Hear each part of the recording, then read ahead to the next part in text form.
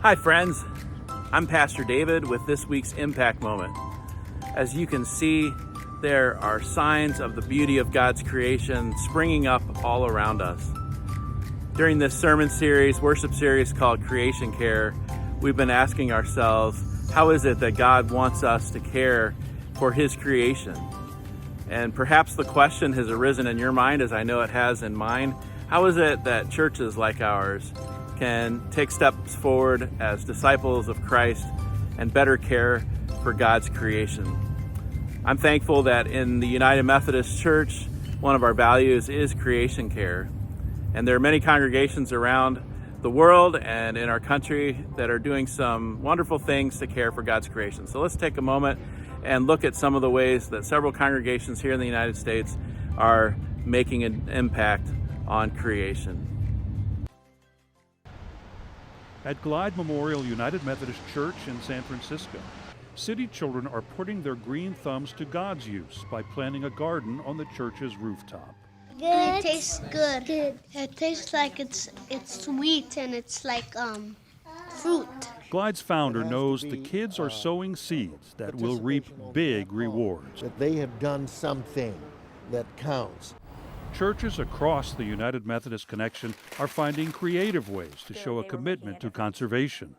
In Detroit, Michigan, Cass Community United Methodist Church is turning old tires into jobs and volunteers into power producers.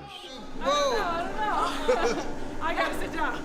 This gym provides energy for the enterprises in the next room, where Cass employs 50 developmentally disabled adults who shred paper and x-rays. The church also runs a vocational training program.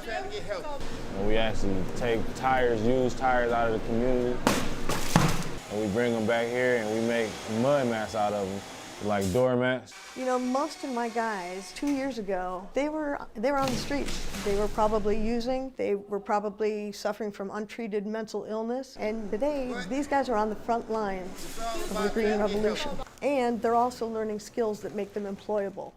In Wilmore, Kentucky, Centenary United Methodist Church invited Dr. Matthew Sleeth to share ideas on being better stewards by living more simply. We have a water tank. Recycling, I think, was where a lot of people start, and then you start just not buying as much stuff, and you change the light bulbs into the house, the energy efficient ones, and then you change the temperature that the house is at, and you might even get a smaller house, and choosing to live close to where you work is great. Duke University students live and work in a 6,000 square foot smart home. It's a laboratory of sorts, equipped with rainwater flush toilets and solar power, which allows residents to conduct research on green home technology. People will be installing solar panels on their house as a matter of habit. I think the same way television sets got introduced into people's homes, there will be new utilities that will be introduced into people's homes.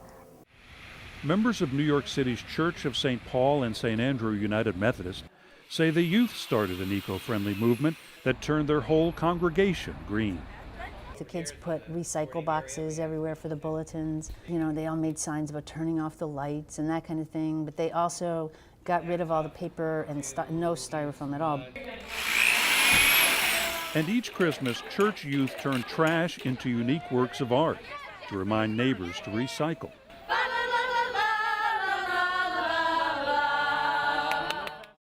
And finally, a favorite United Methodist summer haven is now a permanent retreat.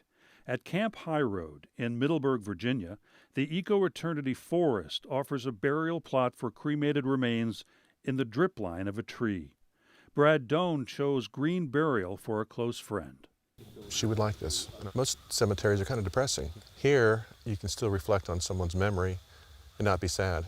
The idea appeals to environmentalists and the cost-conscious.